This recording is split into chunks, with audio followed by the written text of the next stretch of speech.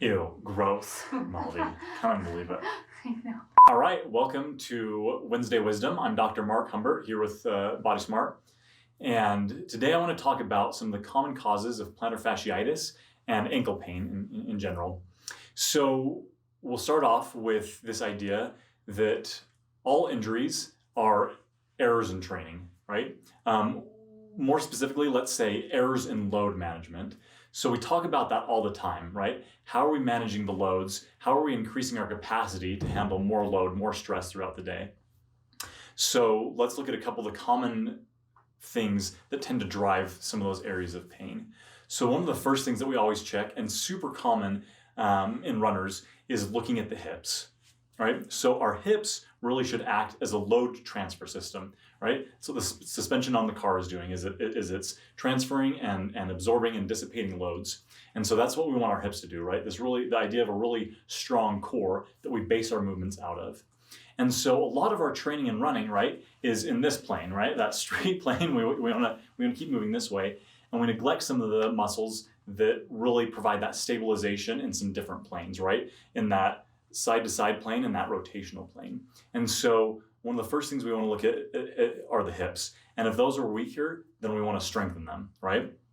And that goes back to what we talk about in pretty much every video, right? We want to get that high load, low rep strengthening. That drives some of those really important adaptations at the muscle, at the tendon, and the bone level to see the changes that we want. Another common cause is we see, right, like people will train kind of everything else and then neglect the feet, right? Let the feet take care of themselves. And our feet are amazing, right? They are super adaptable and they can allow us to move across a variety of surfaces, right? We can do track, we can do grass, we can do trail, and our foot can adapt and keep us upright. But sometimes we need to focus in on training the actual foot and making sure that those areas are strong and coordinated. So that other areas aren't taking the stress.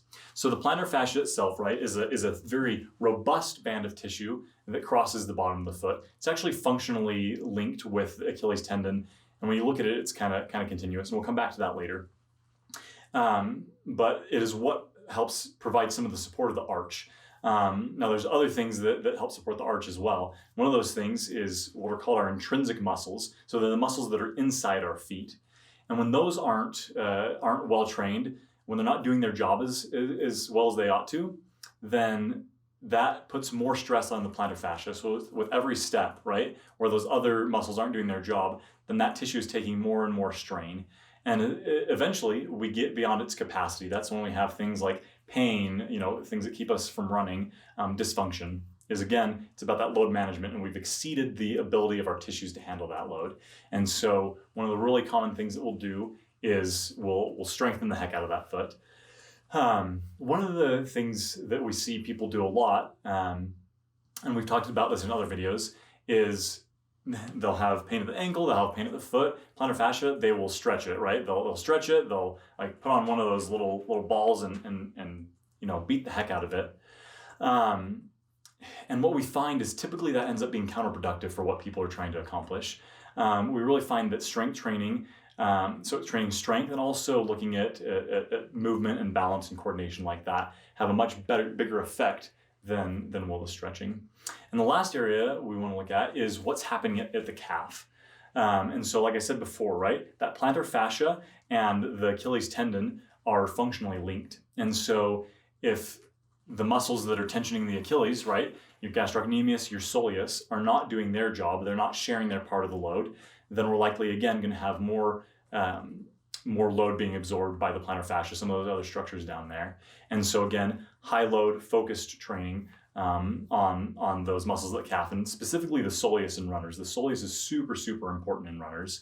And so making sure that's well trained is a great way to shore up that whole area. And so we want to take care of all those areas, right? We want to look at what's happening at the foot. We want to look at what's happening at the hip and happening at the ankle. And then also, what are the muscles that kind of cross the knee joint, right? How are your quads doing? How are your hamstrings? Are they both strong? And is it pretty symmetrical side to side? Making sure that we have adequate strength in all those areas down that whole lower chain make sure that we can keep running hard, running fast, and running a long time, having built up that capacity to absorb all of those training loads. And so again, if you're dealing with some plantar fascia pain, some ankle pain, some foot pain, those are some areas to kind of dive in specifically to. It's a great chance to come to your local physical therapist, where we can look at how you're moving. We can see how all those factors play in. We can address them together and create a plan for you to stay on the road, to stay healthy, and to avoid some of those training errors and training injuries in the future. So that's it for today. Thanks for joining us, and we'll catch you next time.